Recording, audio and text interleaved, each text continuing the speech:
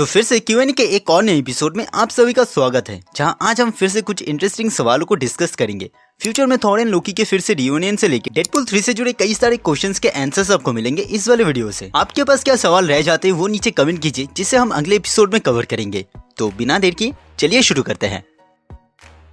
तो पहला सवाल अमन ने पूछा है कि अगर एंटमैन ऑक्सीजन के एटम से भी छोटा हो जाए तो वो ब्रेथ कैसे लेगा। तो ये ऑब्वियस तो है ही कि एंटमैन सबएटॉमिक लेवल पे भी छोटा हो सकता है, तो ऐसे में ऑक्सीजन का एटम एंटमैन से भी ज्यादा बड़ा हो जाता है, जिस वजह से उसके लिए ब्रेथ लेना इम्पॉसिबल है। इस प्रॉब्लम को फिक्स करने के लिए हैंक पिम ने एक छोटा सा चेंज किया था एंटमैन के सूट में। उन्होंने एक फुल्ली फंक्शनल ऑक्सीजन टैंक को इंस्टॉल किया था उस सूट के अंदर, ताकि एंटमैन चाहे कितना भी छोटा हो जाए उसे ब्रेथ करने में कोई भी प्रॉब्लम ना हो, क्योंकि उस टैंक में रहने वाला ऑक्सीजन का साइज एंटमैन के हिसाब से डिक्रीज या इंक्रीज होगा। दूसरा सवाल फ्यूचर में थॉर लोकी के रियूनियन से रिलेटेड है। तो लोकी का सीरीज अब जिस पॉइंट पे आ चुका है वहां से लोकी कहीं भी एंड कभी भी अपीयर हो सकता है।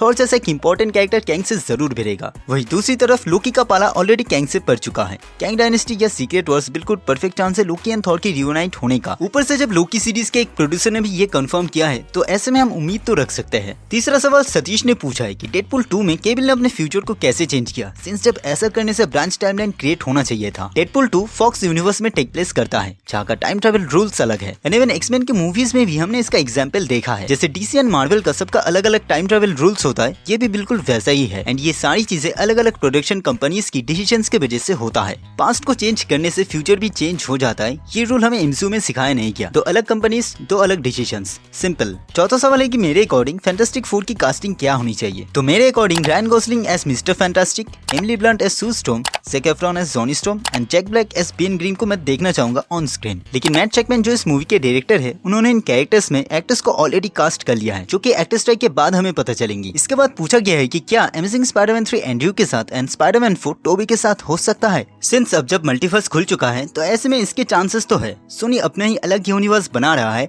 र्यूमर्स के अकॉर्डिंग तो सीक्रेट वॉर्स में टोबी का स्पाइडी अपीयर होगा। द अमेजिंग स्पाइडरमैन 3 आने के चांसेस ज्यादा है स्पाइडरमैन 4 से। लेकिन स्पाइडरमैन 4 अगर नहीं भी आया तो एटलीस्ट टोबी को ऑन स्क्रीन देखने को उम्मीद हम कर सकते हैं। इसके बाद गौरव ने पूछा है कि क्या लोकी के पोस्ट क्रेडिट सीन में डेडपूल 3 का हिंट दिया जा सकता है। तो आप मान के चलो कि इसके 50-50 चांसेस है। लूप के डिस्ट्रॉय होने से इनकर्जन्स के चांसेस अब बढ़ चुके हैं, जिसका मतलब मल्टीवर्सल वेरिएंट्स एक दूसरे के यूनिवर्स में एंटर करेंगे।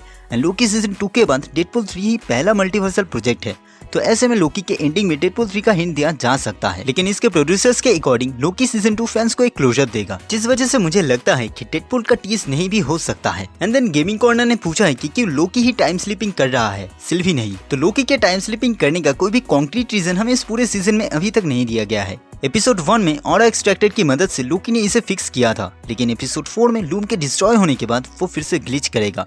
तो इस लूम से इसका कोई कनेक्शन हो सकता है, या फिर लोकी का कोई फ्यूचर वर्जन ही उसे ग्लिच करवा रहा है, जिससे वो एक लूप को क्रिएट कर सके। एपिसोड 4 में भी ये चीज क्लियर होता है। एपिसोड 1 वाला लोकी अगर टाइम स्लिप करके एपिसोड 4 के टाइम पीरियड में नहीं आता, तब हम वो सारी चीजें नहीं देख पाते जो एपिसोड 1 से अभी तक हम देखते आ रहे हैं। इसके बाद शेखर ने पूछा है कि मेरे according Avengers Kang dynasty and secret Wars का डायरेक्टर्स किसे बनना चाहिए। तो मेरे ख्याल से शैंग-ची के डायरेक्टर डस्टिन डैनियल को Avengers Kang dynasty and the Russo brothers को सीक्रेट वॉर्स डायरेक्ट करनी चाहिए।